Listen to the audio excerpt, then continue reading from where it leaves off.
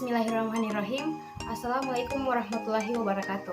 Perkenalkan, nama saya Nur Fadliah Gani, mahasiswa Fakultas Kesehatan Masyarakat, Konsentrasi Gizi, Universitas Halu Oleo Kendari, Angkatan 2018. Baik, pada video kali ini saya akan membahas beberapa topik. Yang pertama mengenai COVID-19.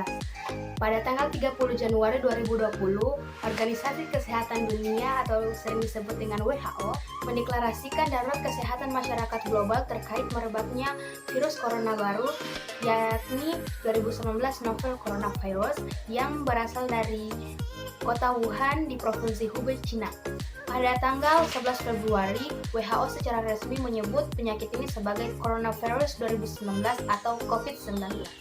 Virus corona merupakan virus yang menyerang sistem pernapasan. Penyakit infeksi akibat virus ini disebut dengan COVID-19. Penyakit ini dapat menyebabkan gangguan pada sistem pernapasan, infeksi paru-paru, hingga dapat menyebabkan kematian. Severe Acute Respiratory Syndrome Coronavirus atau biasa dikenal dengan coronavirus ini merupakan jenis baru dari coronavirus yang menular ke manusia.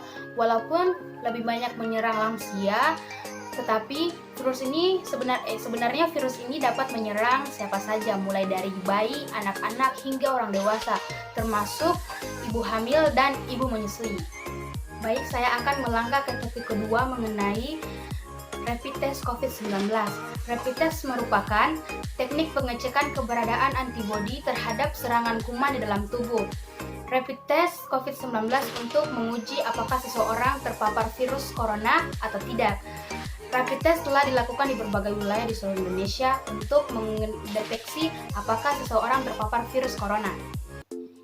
Berikutnya ialah kriteria orang yang akan di rapid test. Yang pertama ialah orang dalam pemantauan yang mengalami demam di atas 38 derajat Celcius atau pilek dan sakit tenggorokan seperti batuk.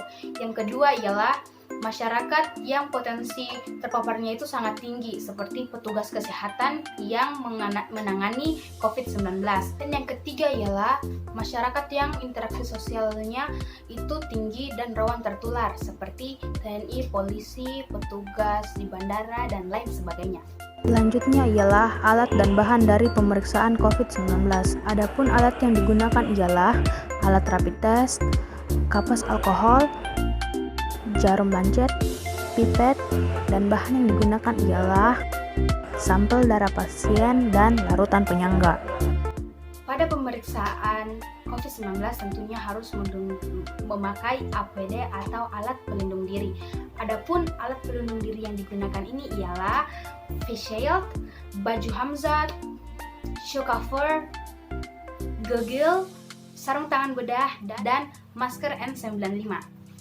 Selanjutnya ialah tahapan pemeriksaan dari COVID-19. Yang pertama ialah dibersihkan jari menggunakan kapas alkohol, kemudian ditusuk jari yang telah dibersihkan tadi menggunakan jarum lancet. Yang ketiga, diambil darahnya menggunakan pipet dan kemudian diteteskan pada plate strip. Selanjutnya ialah diteteskan larutan penyangga.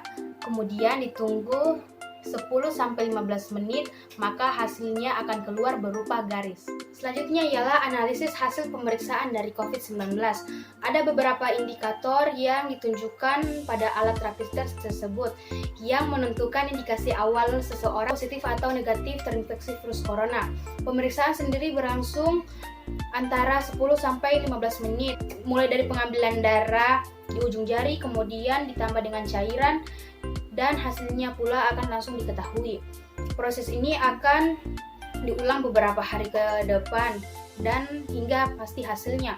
Bila garis merah muncul di huruf C berarti hasilnya negatif. Bila garis muncul pada huruf T berarti harus diulang karena tidak presisi. Bila garis muncul di keduanya antara di T dan di C berarti hasilnya ialah positif. Kendati demikian, pemeriksaan ini akan diulang kembali di 7 atau 10 hari ke depan agar hasilnya itu lebih akurat. Baik, sekian dari video saya. Saya harap video ini bermanfaat untuk kita semua. Saya tutup dengan ucapan wassalamualaikum warahmatullahi wabarakatuh. Terima kasih.